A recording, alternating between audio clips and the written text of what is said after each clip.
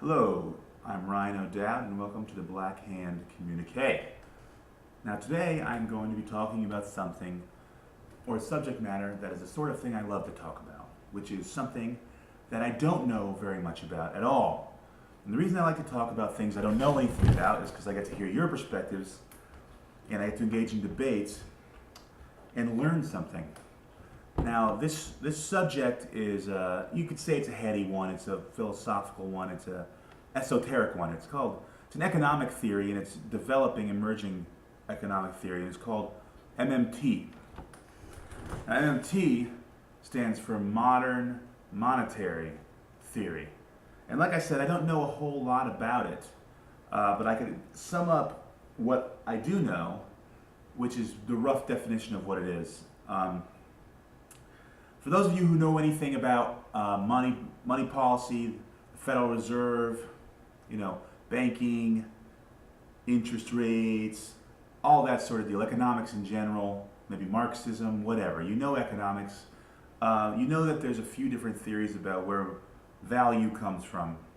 And that some of the dominating theories in economics are Austrian, Marxist, Keynesian, etc. Now this new one, like I said, it's called the MMT, the Modern Monetary Theory, and the idea behind it is it's not a fully coherent theory in the way that those other ones were. It's not trying to make judgments, an overall judgment, and construct a worldview that is supposed to be perfect within itself, that it then applies to the world.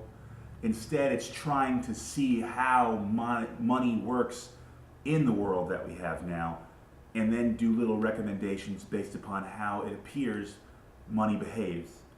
And I know this is already sounding boring as fucking shit, so I'll try to explain it in the most erudite and dynamic way that I possibly can, because things like this are too esoteric, you know what I mean? To really be interesting. But to get to the fucking bottom of this, Nixon in the 70s divorced the United States government from the gold standard and made our currency free floating on the international market, which most other currencies are in the world too, except for in very strongly centralized economic states like China, North Korea, people like that. And so, like England's is, Japan's is, it's the thing to do.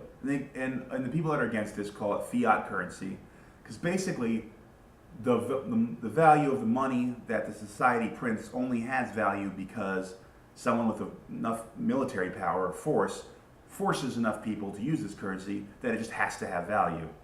And then it's just a matter of how you manage it. If you put too much money in, if there's 100 people and you put in $100, then it's $1 for every person. But if you put $500, there's $5 for every person. But if the goods are the same, then theoretically everything's going to get 5 times as expensive, and that's called inflation. Or if you destroy the currency and you only have $50 for 100 people in the same amount of goods, then what was $1 will now cost 50 cents, and the dollar will double in value.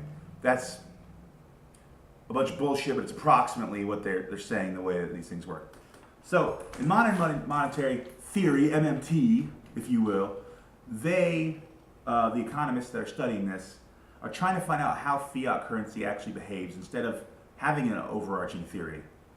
It's like they've made the decision to just watch it and record it instead of predict it and push what should happen.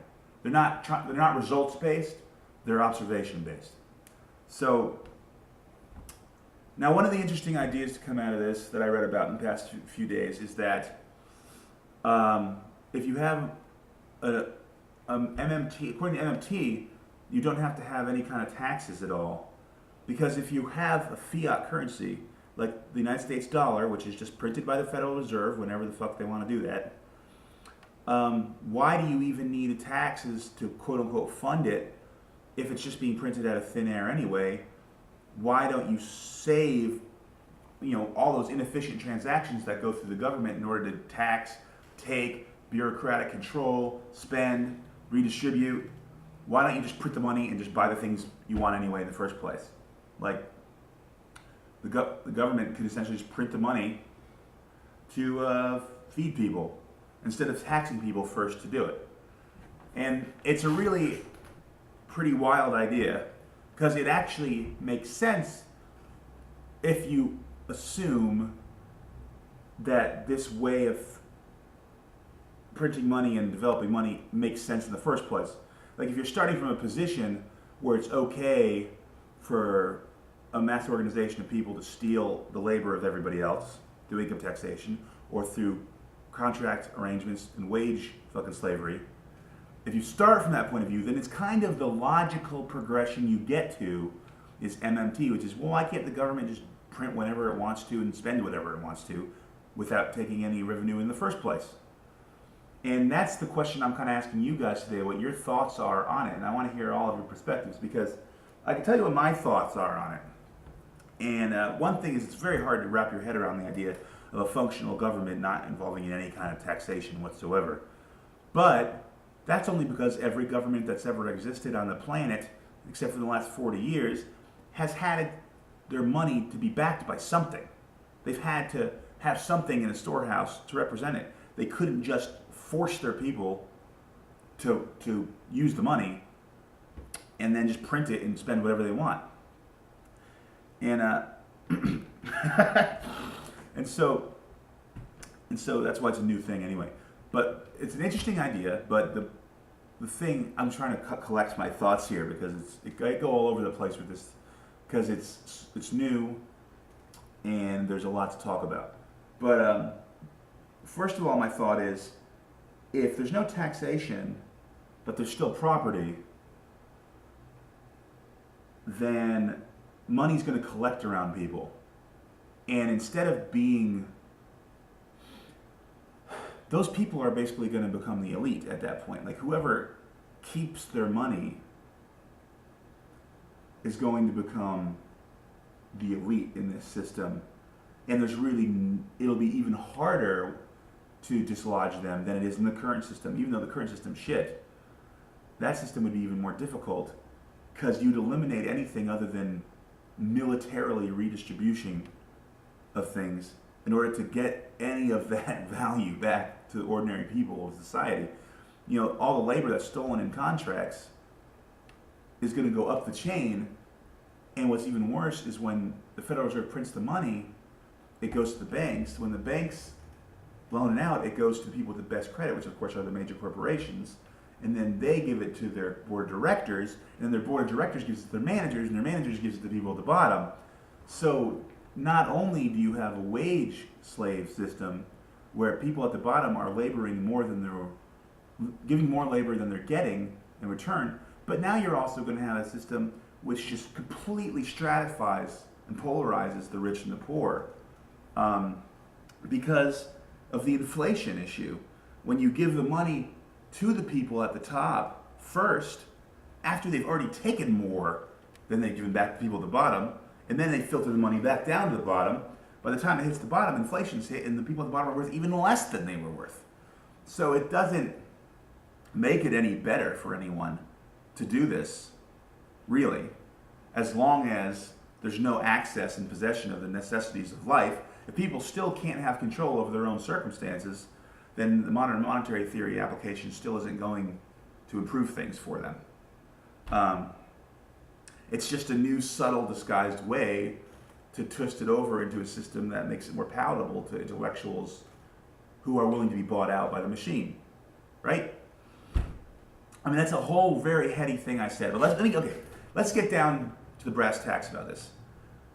When people go to work, they trade their labor to their boss. They don't really trade it, it's demanded of them because there's no option for them to opt out of the system, so they have to go to someone and give more than they're getting back, okay?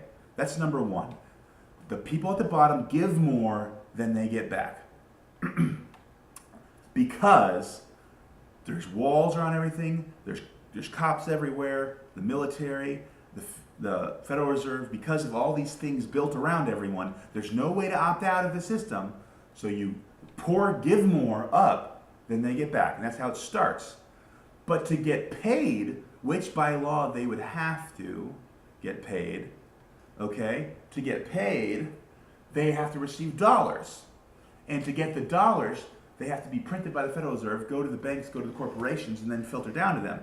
All those institutions are also going to be spending money in the meantime which is going to drive consumption up, which is going to increase prices, so that by the time the people that are poor at the bottom get the money they're even paid, which was already negotiated to be less in the first place, when they spend it, it will be worth even less because inflation will already have hit, and they'll get continually less of a market share over time.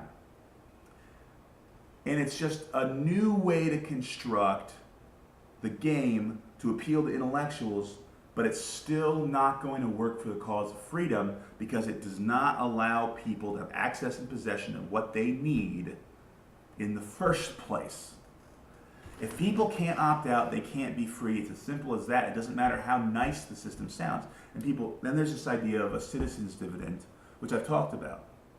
And citizen's dividend is a nice idea. But if it's based on the extraction of everyone's labor in the first place, and then repaid back to them, then once again it's going to create an inflationary situation where money is going to hoard around the people who already have it and are too paranoid to spend it, okay? And they're just going to collect it around themselves. And it's going to make the poor poorer and the rich richer unless you constantly keep changing the citizens' dividend to increase it with inflation as well, in which case you're going to make the government really powerful. So that's another particular problem with that, and I'll talk more about the citizens' dividend and my things I like about it and the things I don't like about it in the future. But to sum this all up, the MMT, the modern monetary theory, is an interesting idea, and I want to hear your thoughts on it. And it's called reality-based economics because it's just based on observation. But do you feel that if the government is given unlimited authority to print or destroy anything that it wants to, and to spend that money as it sees fit, that it will be done responsibly? Do you feel that if the government does that and they print from the Federal Reserve and give to banks first, that the poor will be helped, or that the situation in the world will be made more dire and harder? Do you feel that that's even realistic to be able to do? Or do you feel that if the money has no connection basis in reality and it's revealed to everyone, that the entire system will just collapse? What do you think? Any other ideas you have, tell me. I'm Ryan O'Dowd of the Black Hand Communique, and fuck the goddamn machine.